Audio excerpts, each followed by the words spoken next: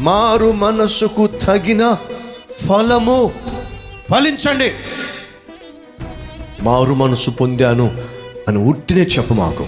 మార్పు చెందాను అని కబుర్లు చెప్పమాకు.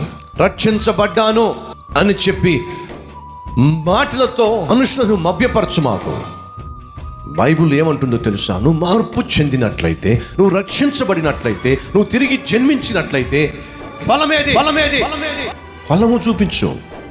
మారు మనస్సుకు తగిన ఫలము ఫలించు. ఏమిటా ఫలము? ప్రేమ. ఏమిటా ఫలము? సంతోషము, సమాధానము, దీర్ఘశాంతము, దయాలుత్వము, మంచితనము, విశ్వాసము, సాత్వికము, ఆశా నిగ్రహము ఫలించు.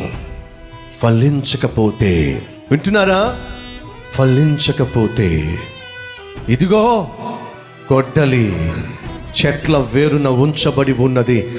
ఫలింపని ప్రతి చెట్టును ఏం చేస్తాడట దేవుడు? నరికి పడేస్తాడట.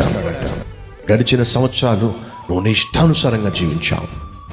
భక్తి ముసుగులో ఎన్నెన్ని పాపిష్టి పనులు చేశావు. దేవుడు అంటున్నాడు, మారు మనసు పొందావా? అయితే ఫలము చూపించు.